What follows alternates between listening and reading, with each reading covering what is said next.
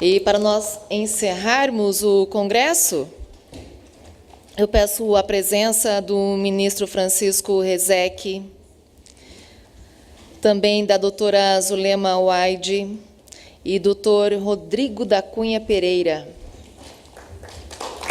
Sejam bem-vindos.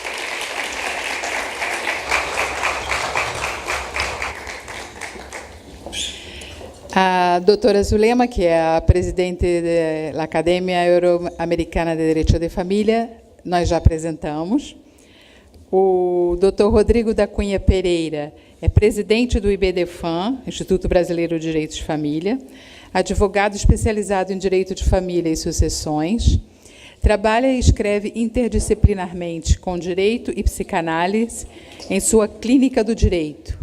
É mestre e doutor em Direito Civil, professor da PUC de Minas Gerais, licenciado, autor de vários livros e artigos em Direito, Psicanálise e Arte, entre eles o Dicionário de Direito de Família e Sucessões Ilustrado.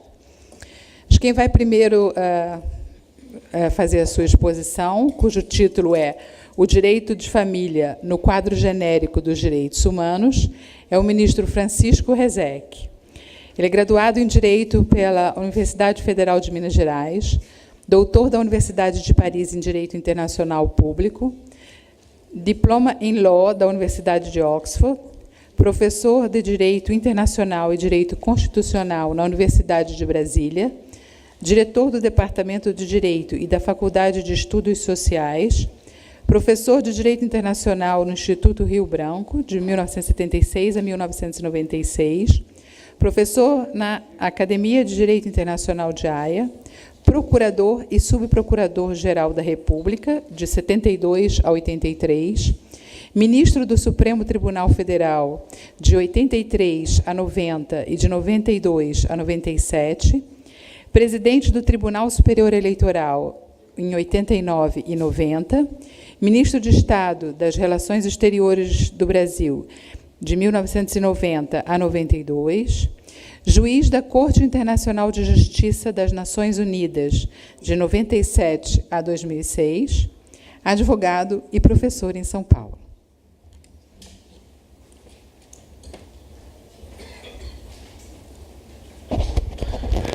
Senhora presidente, senhor presidente, meus caros amigos.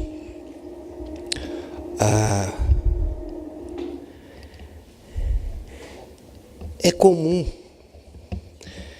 que se ouça entre advogados atuantes na área do direito de família, entre juízes e procuradores atuantes nessa mesma área, uma espécie de queixa nostálgica,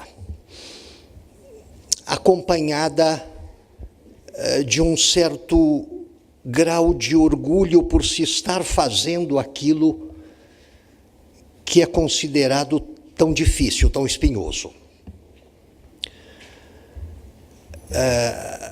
A advocacia, a aplicação da justiça no domínio do direito de família são tarefas difíceis porque este é um curioso domínio do direito onde nos inumeráveis conflitos que surgem a todo instante, parece que todos têm razão, cada um à sua maneira. É uma área onde não é possível trabalhar com aquele maniqueísmo que caracteriza tantas outras áreas do contencioso. É a área onde se aprende mais cedo que a raça humana não se divide, como pensam os simplórios, em santos e demônios, em vilões incorrigíveis e inocentes, cultuáveis a todo tempo. Não, as coisas não são tão simples assim na realidade da vida.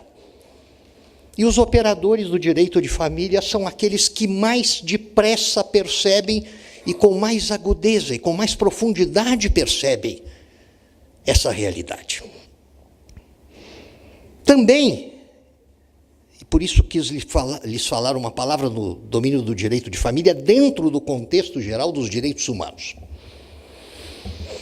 Essa é uma área onde não se permite aquele dirigismo que marca hoje a conduta de tantos dos alegados ativistas dos direitos humanos, sobretudo aqueles carentes de educação jurídica. Aqueles leigos em direito e que se entregam à bandeira dos direitos humanos com seus conhecimentos adquiridos na escola da vida, ou na sociologia, ou na antropologia, ou nas ONGs, porque esses têm uma tendência extremamente séria e parece que incontornável para eles em selecionar habilidosamente aqueles direitos humanos que escolheram para defender e em nome de cuja defesa pisoteiam sem piedade, fustigam e boicotam a todo momento outros direitos não menos humanos. A não falar naqueles inúmeros ativistas que fazem daquilo que deveria ser um sistema de proteção contemporânea dos direitos humanos e de projeção para o futuro da proteção dos direitos humanos, transformam, entretanto, tudo isso numa inquisição dos direitos humanos. O presente não lhes diz nada, os horrores que a telinha lhes mostra toda a noite não lhes dizem muito. E o futuro não lhes interessa absolutamente. Estão empenhados em proceder como tribunais penais dos direitos humanos gravemente violados há 40 anos, há 60 anos, há 80 anos. E esse fenômeno se torna particularmente odioso quando se percebe que essa ressurreição de problemas do passado, aquilo que aconteceu antes da Segunda Grande Guerra com tais pessoas, aquilo que aconteceu com... tudo isso parece pretender estender diante dos nossos olhos, hoje, uma cortina de fumaça sobre aquilo que está acontecendo neste momento da história e que deveria merecer maior preocupação nossa do que a punição de violações ocorridas num passado às vezes remoto. Bom, esse é o domínio também, vejam só, comentam os meus, enfim, hoje não mais colegas, os integrantes hoje da corte a que eu pertenci no passado. A percepção por eles da realidade de que o maior dilema que se coloca hoje diante dos juízes do Brasil, da Suprema Corte em especial, é justamente aquele conflito entre direitos humanos e direitos humanos. Entre duas diferentes bandeiras de direitos humanos levantadas por dois diferentes setores da sociedade civil, que ameaçam se engalfinhar por conta da defesa por cada um deles daqueles direitos humanos que lhes parecem prioritários e oponíveis aos restantes. E não é fácil dizer quem tem razão. No direito de família isso acontece. Há um caso que alguns certamente recordam, um dos últimos julgamentos de que participei no Supremo Tribunal Federal, antes do meu exílio na Haia, em que fiquei vencido. Uma ação investigatória de paternidade foi ajuizada no Rio Grande do Sul, na capital do Rio Grande, por duas crianças, por duas meninas gêmeas, ainda na primeira infância, representadas pela mãe. O requerido era uma figura de escola na sociedade porto-alegrense, no meio jornalístico. E a mãe deixa claro, pela voz do seu advogado, desde o início, se alguma coisa na ordem patrimonial vier à luz, tudo bem, mas não é esse o meu principal objetivo. O principal objetivo é determinar a verdade material sobre a identidade dessas duas meninas. Queremos saber quem é o pai dessas, se o investigado é realmente como supomos, como a mãe está convicta, tem certeza, mas ela quer que se apure e para a determinação da identidade das crianças, à luz da verdade material, que não é uma necessidade no foro cível, vejam bem. O juiz cível não... Mas era isso que ela queria, não que se declarasse a paternidade por presunção. Diante disso, a juíza, muito sensata, determina a feitura do exame do ácido desoxirribonucleico, do DNA, e o cavalheiro diz, não vou. A juíza manda conduzi-lo pela força, se necessário, a condução coercitiva, para que se faça o exame, considerando, sobretudo, a mínima invasividade desse exame, para o qual basta que se ceda um fio de cabelo ou que se retire da epiderme alguma coisa, é algo menos invasivo do que a vacina que se aplica a um recém-nascido. Então vem, ele virá de qualquer maneira. Não vou. Habeas corpus, Tribunal de Justiça do Rio Grande do Sul, o tribunal nega a ordem por maioria expressiva de votos. Não, ele tem que ir. Recurso de habeas corpus ao Supremo, fui sorteado o relator e confirmei a decisão tanto da juíza quanto da maioria do Tribunal de Justiça. Dizendo, o que prevalece aí, santo Deus, não é possível que o cavalheiro alegue a sua integridade física, como se ela estivesse ameaçada pelo desabamento de um cofre sobre a sua cabeça. Não é possível que ele alegue que a sua liberdade constitucional de ir e vir importa também a liberdade de não ir e não vir quando convocado pelo juízo.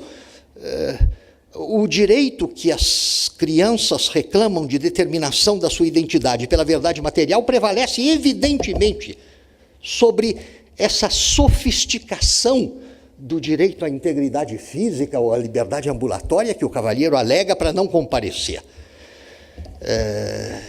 E confirmando a decisão da Justiça Gaúcha, fiquei vencido, tendo ao meu lado os ministros Pertence, Veloso e Galvão. Os demais, e vejam bem, os demais liderados por um ministro que nunca poderia ser acusado de pouco zeloso com os direitos humanos, pelo contrário, é o que mais se notabilizou na tese, na ideia de que o lugar do ser humano não era a prisão, era a rua.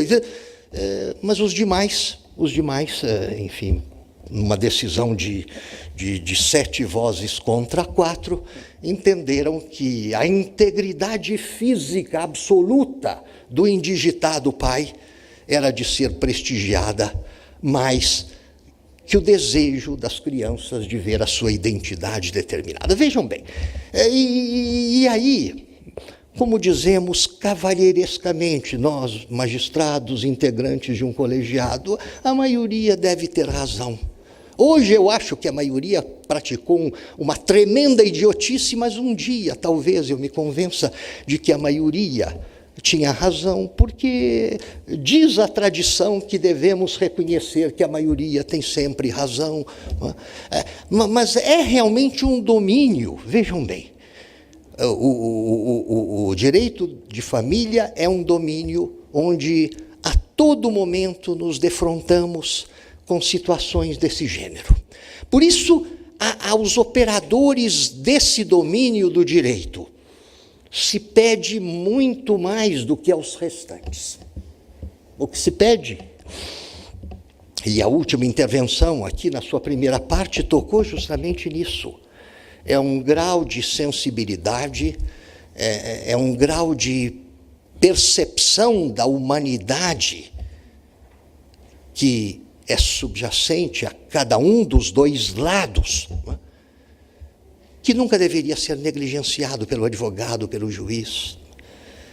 É algo que faz dos presentes, dos participantes desse evento, qualquer que seja a sua roupagem na operação do direito, responsáveis por bens jurídicos mais eminentes na medida em que muito mais sensíveis e muito mais profundamente reveladores do direito como uma ciência humana, como uma ciência essencialmente humana. Ainda que fosse só por isso, estariam de parabéns por se entregarem ao estudo e ao cultivo e ao trabalho desse domínio. Muito obrigado.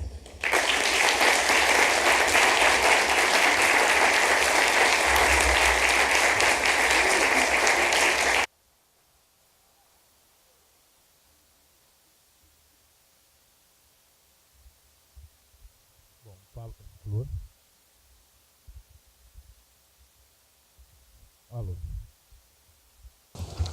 Aqui.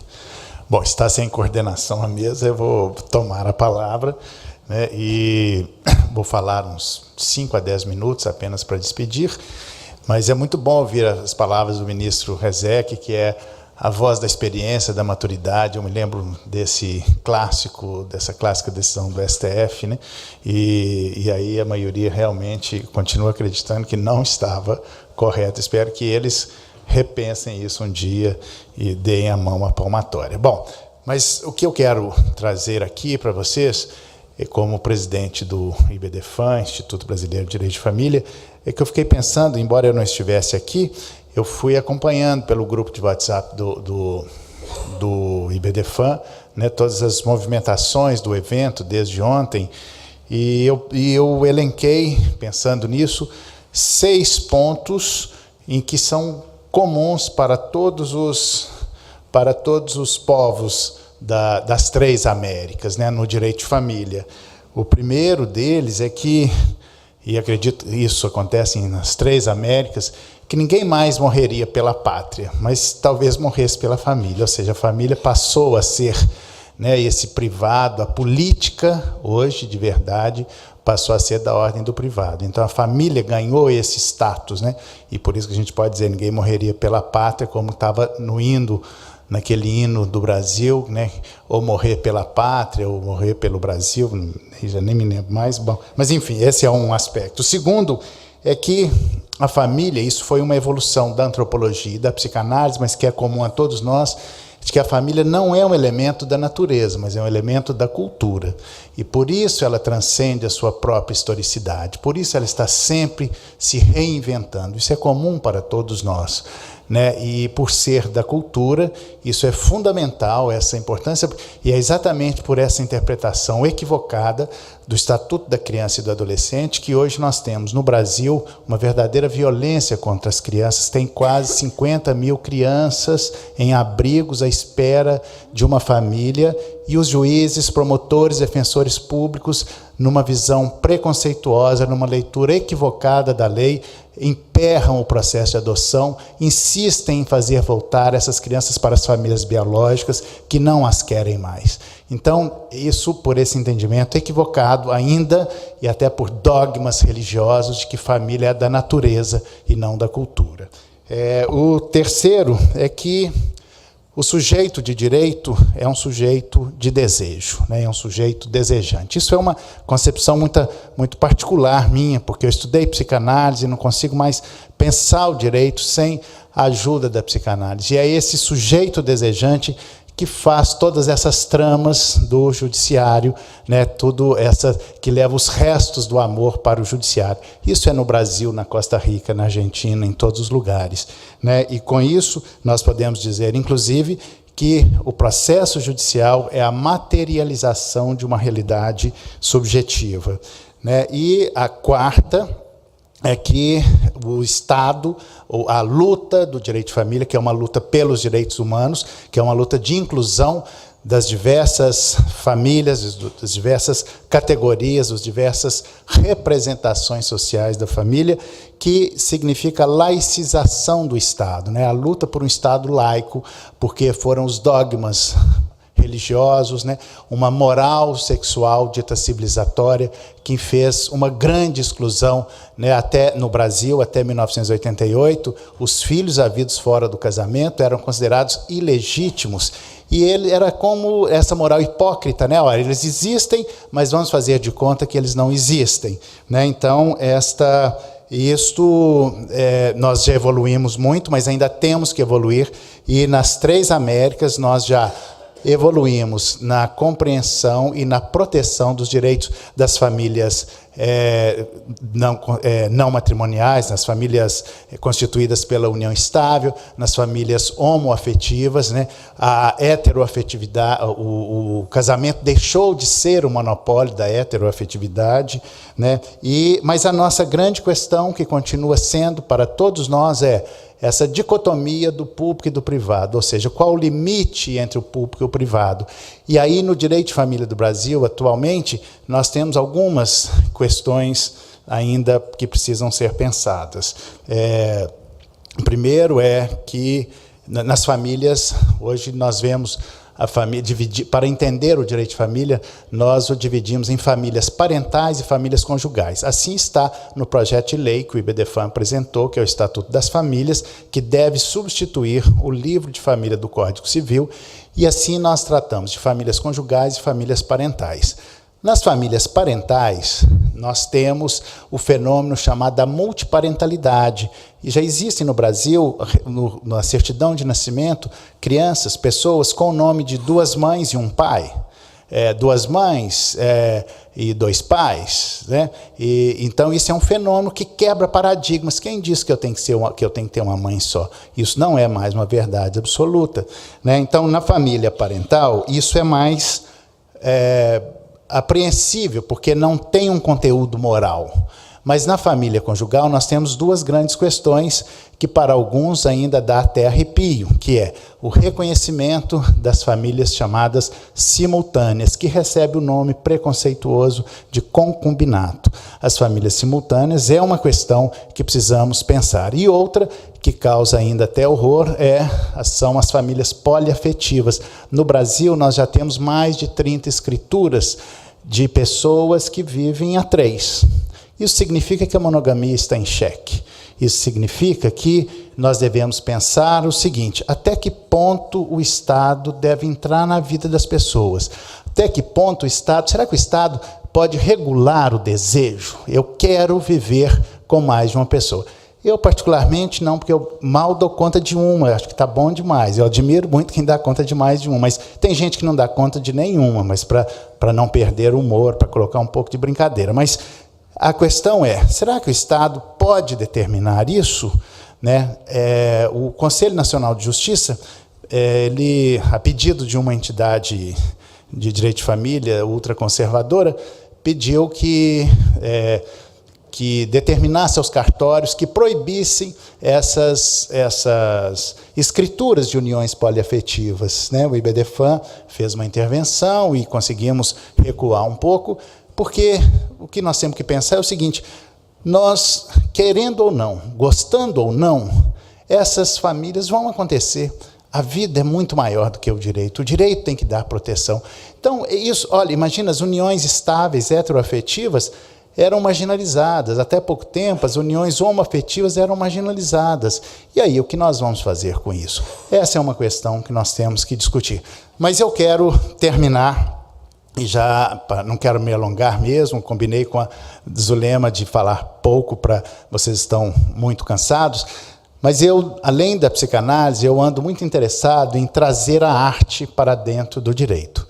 E por isso eu escrevi um dicionário que eu completo a linguagem, o verbete, né, o conceito jurídico, uma linguagem poética, literária, onde nós podemos ver que a arte chega antes. Essa arte é muito mais sábia do que o direito, e ela fala de uma maneira muito mais sábia. Então, eu vou terminar lendo uma linguagem literária que completa o conceito, o verbete, que chama Família, que é um pequeno trecho do livro do Arroz de Palma, de Francisco Azevedo. É o seguinte, até para dar um pouco de leveza no fim deste evento. E família é prato difícil de preparar. São muitos ingredientes. Reunir todos é um problema. Não é para qualquer um. Os truques, os segredos, o imprevisível, às vezes dá até vontade de desistir, mas a vida sempre arruma um jeito de nos entusiasmar e abrir o apetite. O tempo põe a mesa, determina o número de cadeiras e os lugares. Súbito, feito milagre, a família está servida. Fulana fulana saiu a mais inteligente de todas. Beltrano veio no ponto. É o mais brincalhão e comunicativo, unanimidade. Cicrano, quem diria, solou, endureceu, murchou antes do tempo. Este é o mais gordo, generoso, farto, abundante, aquele o que surpreendeu e foi morar longe. Ela a mais apaixonada, a outra a mais consistente. Já estão todos aí? Todos? Ótimo, agora põe o avental, pegue a tábua, a faca mais afiada e tome alguns cuidados. Logo, logo você também estará cheirando a alho e cebola. Não se envergonhe de chorar. Família é prato que emociona. E a gente chora mesmo. E de alegria, de raiva e de tristeza. Primeiro, cuidado, temperos exóticos alteram o sabor do parentesco. Mas, se misturados com delicadeza, essas especiarias, que quase sempre vêm da África e do Oriente e nos parecem estranhas ao paladar, tornam a família muito mais colorida, interessante e saborosa. Atenção, também com os pesos e medidas. Uma pitada a mais disso ou daquilo e pronto, é um verdadeiro desastre. Família é prato extremamente sensível. Tudo tem de ser muito bem pesado, muito bem medido. Outra coisa, é preciso ter boa mão, ser profissional, principalmente na hora que se decide meter a colher. Saber meter a colher é verdadeira arte. Às vezes o ídolo da família, o bonzinho, o bola cheia, que sempre ajudou, azedou a comida só porque meteu a colher.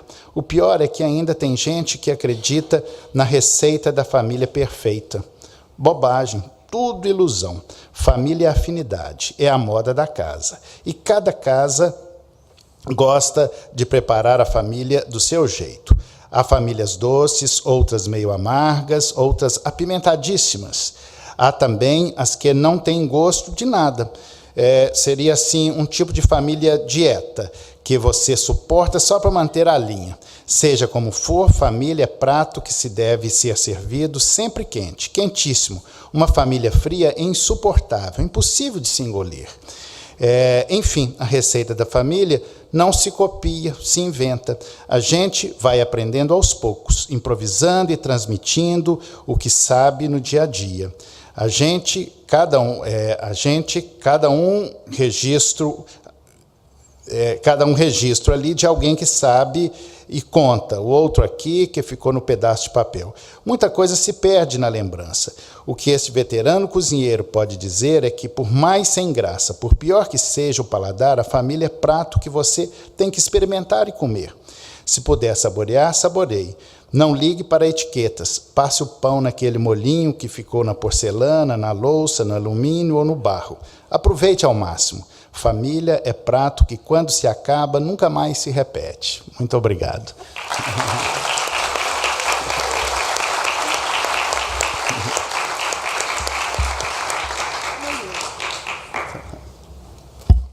Bueno, antes de despedirnos, quería decirle a Paulo en especial, ya que estaba tan vehemente con lo que tardamos en los tribunales, que algunos cambios técnicos, como fue las notificaciones a los abogados por vía de Internet, redujeron en nuestra jurisdicción 1 año y medio el plazo de los juicios. Y que las audiencias en este momento que se toman por videoconferencia en materia penal, todavía no lo tenemos en materia civil para los testigos, también evita que los testigos viajen de un lado al otro, libremos exhortos, rogatorias y tardemos tanto tiempo en la producción de la prueba. Eso es para consolarlo, nada más a nuestro querido Paulo. Bueno, después de 2 días de intenso trabajo, nos muestra que los problemas que tenemos todos son similares o muy, muy comunes, porque todos somos seres humanos, como ha dicho mi compañero de panel, ¿no es cierto? Todos sufrimos, todos nos emocionamos y los jueces también, aunque tratemos de disimularlo, y tratemos de ayudar en los momentos en que otros están viviendo conflictos para tratar de resolverlos. Es decir, esa proximidad de la que hablaba el juez costarricense, que posiblemente es un perfil distinto de los jueces que nos precedieron, creo que nos da un contacto con nuestros justiciables mucho más cercano y un conocimiento de lo que les está pasando realmente, no a través de los papeles, ni como digo yo, editada la historia por los abogados, sino con el contacto con el protagonista, nos hace quizás tomar mejores resoluciones. Pero tampoco debemos pensar que nuestras resoluciones son perfectas, porque también somos humanos. Entonces solo quiero decirles que este es una escala, una etapa de este camino que hemos emprendido, con el cual tenemos tanto amor por lo que hacemos, que es el derecho de familia. Pero como bien señaló, la vida es la vida y el derecho trata de encasillarla, pero ustedes saben que no es así. Más rápido va la vida que lo que nosotros hacemos. Entonces, después de esta hermosa escala en San Pablo, al que tenemos que agradecer mucho, mucho a todo lo que hicieron para hacernos la estancia tan cómoda y tan, yo diría, cálida, sobre todo, que es lo más importante, porque yo siento que la academia es también una familia a la que hay que cuidar. Los esperamos el próximo año, en octubre, en Colombia. Nuestro próximo congreso, el cuarto, va a ser en la Universidad del Rosario. Es una de las universidades más antiguas de América. Fue fundada por un fraile hace 365 años. Ellos festejan el año próximo sus 365 años. Él invirtió toda su fortuna en la universidad cuando llegó a América y luego, cuando murió, la donó al Estado. En ese momento era un virreinato, como ustedes bien suponen. Pero hoy en día está regentada siempre por cada presidente de la República. También vamos a tener el apoyo de la Javeriana y también de la Universidad de Medellín. Como se dan cuenta, una recepción muy académica. Pero 17, 18 de octubre del 2018 es nuestra próxima etapa. Y como somos una familia, y quiero que sea extensa, ahí los esperamos. Muchas gracias.